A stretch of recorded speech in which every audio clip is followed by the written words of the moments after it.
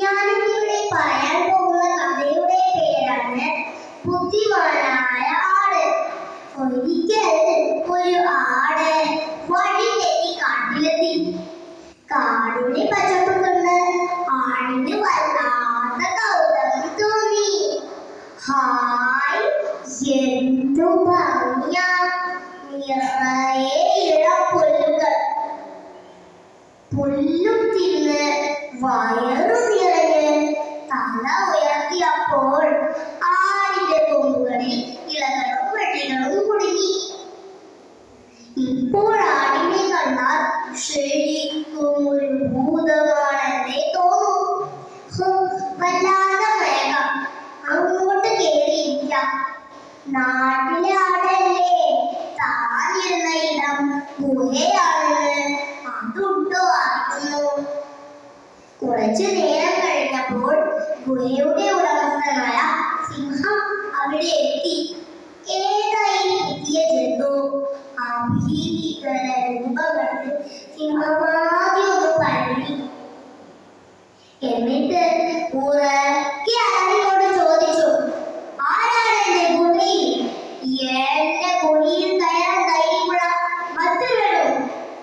അത് കേട്ട് ആട് ശരിക്കും പേടിച്ചു. എന്തായാലും കഴിക്കും. രണ്ടും കൽപ്പിച്ച് ആടും ചവിട്ടുയർത്തി. അത് ചോദിക്കാൻ, നീ ആരാടാ? ആ ചോദ്യത്തിൽ തന്നെ സിംഹത്തിന്റെ ധൈര്യം ചോർന്നു. ഇവനാണ് ചിത്രക്കാരനല്ലോ. എന്നിട്ട് സിംഹം സകല ശാസ്ത്രവും മുന്നിലേക്കെടുത്ത് ഒരൊറ്റ അലർച്ചയായിരുന്നു. ഞാൻ കാട്ടിലെ രാജാവ് സിംഹം. എന്റെ ഗുഹയിൽ നിന്ന് വേഗം പത്തല്ലേ. അപ്പൊ ആട് ചോദിച്ചു, അപ്പൊ നീയാണല്ലേ സ്വയം രാജാവെന്നും പറഞ്ഞ് നടക്കുന്ന സിംഹം? നീ രാജാവെങ്കിൽ ഞാൻ ചക്രവർത്തി. സകല കാടുകൾക്കും രാജാവ്. നിന്നെ തന്നെ ഞാൻ കാത്തിരിക്കുന്നത്. ഇത്രയും കേട്ടപ്പോ സിംഹം പേടിച്ച് തിന്നോടി. എന്നാൽ ഇതെല്ലാം ഒളിഞ്ഞു കണ്ടുകൊണ്ടിരുന്ന കുറുക്കൻ സിംഹത്തിന്റെ പിന്നാലെ ഓടി. രാജാവേ, ഒന്ന് നിന്നാലോ? അങ്ങ് എങ്ങോട്ടാണ് പരവശനായി ഓടുന്നത്? നിൽക്കാൻ നേരമില്ല. ആ ചക്രവർത്തി എന്റെ കഥ കഴിക്കും. ചക്രവർത്തിയോ? അതെ, അങ്ങനെ ഒരു ജന്തു എന്റെ ഗുഹയിൽ കയറി ഇരിപ്പുണ്ട്. ഈ കാട് രക്ഷയില്ല.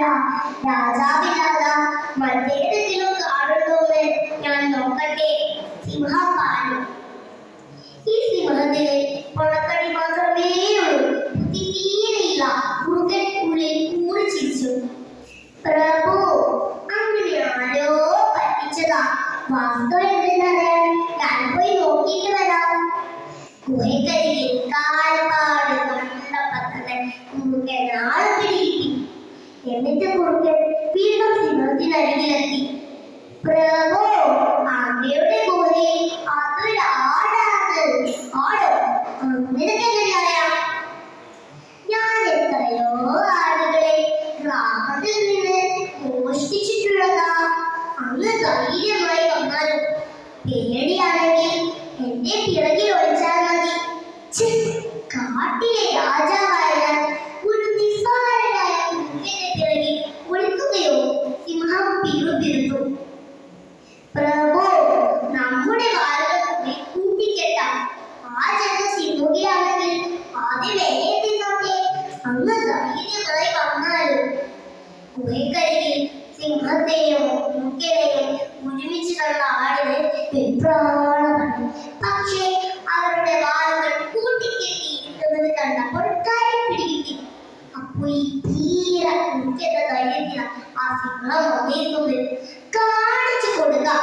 കുറുക്കൻ മനസ്സിൽ മന്ത്രിച്ചു. ആട് മനസ്സിൽ മന്ത്രിച്ചു. ആടിന്റെ സൂത്രങ്ങളെല്ലാം തിരിച്ചറിഞ്ഞ കുറുക്കൻ കളിയാക്കിക്കൊണ്ട് ചോദിച്ചു, എപ്പോ എത്തി ഈ ചക്രവർത്തി? ബുദ്ധിമാനായ ആട് വിട്ടുകൊടുത്തില്ല. കുറച്ചു നേരമായി ചെന്നാതി. നീയാണ് ശരിക്കും കുറുക്കൻ. ഒരു സിംഹത്തെ തിന്നണമെന്ന് പറഞ്ഞപ്പോൾ നിരാശ കൊണ്ടുവന്നു. എന്താ പഠിച്ചു നിൽക്കുന്നേ? അങ്ങനെ ഇങ്ങോട്ട് തള്ളിവിടും, അതോ ഞാൻ അങ്ങോട്ട് വരുമോ? ഇത് കേൾക്കേണ്ട താമസം. സിംഹം കുറുകയുടെ നേരെ അലറി.